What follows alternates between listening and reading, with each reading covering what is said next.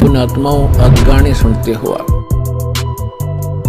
या फिल्म देखते हो टीवी पे या मोबाइल में, या बकवाद देखते हैं, सुनते हैं किसी चुटकुले वगैरह। घर में एक दुर्घटना घट जाए,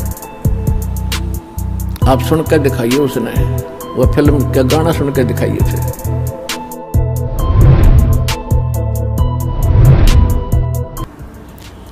और ये media channels, projector, DVD, CD, mobile, chip, ये मेमोरी कार्ड बनाए दाता ने बनवाए। अब इसमें ठीक है, जो बकवाद करने वाले वो करते रहेंगे, बकवाद कर लेंगे, कितने दिन करेंगे।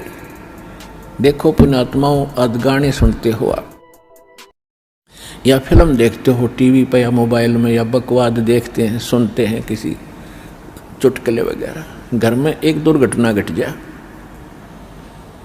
आप सुनकर दिखाइए उसने, वह फिल्म का गाना सुनकर दिखाइए। फिर तो ऐसे गंदे लोग में हम ये गाने सुने और सुनाएं, गाने गाएं, यहाँ तो रोना पीटना है सबका। और इसमें भगवान की भक्ति साथ लेकर और इस मालिक की आरती दिन रात करो, भगवान की भजन दिन रात करो। ठीक है, कोई दुर्घटना घट भी जाता, मालिक की भजन नहीं छोड़े, आरती इसी तरह करता रहे, इसमें बिल्कुल बंद नहीं करें। क्योंकि दुख हल्का भगवान ही कर सकता है, उसको रोते रोते भी मालिक ने याद करे। तो कहने का भाव ये है कि इस गंदे लोक में हम भूल जाते हैं, किसी के घटना घट गई, हम एक औपचारिकता करने जाते हैं वहाँ पर। अगर वो हमारे आया था और हम नहीं गए तो वो दुख मानेगा। बस वहाँ थोड़ी सी देर बस पूछ लेते हैं कैसे हुआ, क्या हुआ, बहुत बुरा हुआ, बाहर आते फिर वो सैर सपट्टे अपने जो के तो रहते। जिसके लागे सो तन जाने, और यह सब क्या लगेगी, किसी के पहले लग जाएगी, किसी के बाद में लगेगी।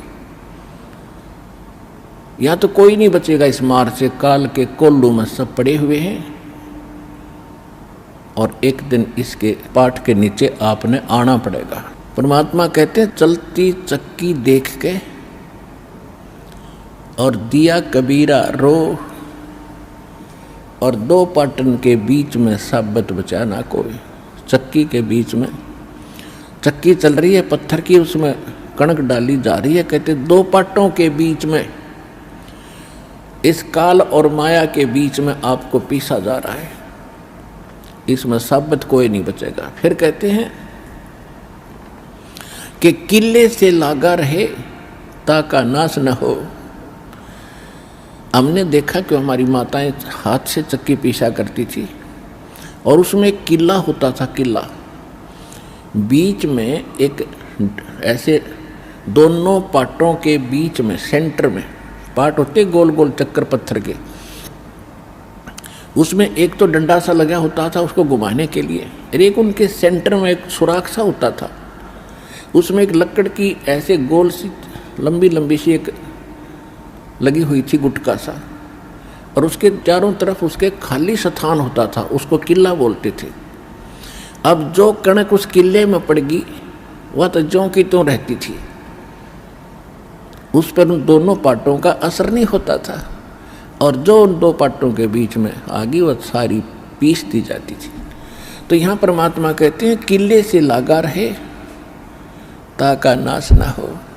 तो हम परमेश्वर कबीर जी के साथ लगेंगे, ये किला है इस काल के चक्की के बीच में, और जो परमात्मा के संपर्क में इसके निकट आ गया, फिर काल के इस पत्थर यानी दोनों पाटों से बच गया। तो जो परमेश्वर कबीर जी की शरण में आप आ गए, तो आप उस काल के कोल्लू से, उस चक्कर से यानी पिसने से बच जाओगे। तो प्रसंग चला था कि हम परमात्मा कहते हैं झूठे सुख को सुख कह ये मान रहा मनबोध, ये सकल चबी ना काल का कुछ मुख में कुछ बोध। तो परमात्मा ने ये आग पहले नहीं लगने दी शिक्षा की, और कितना प्यार, कितनी आधीन्य, कितनी विनम्रता।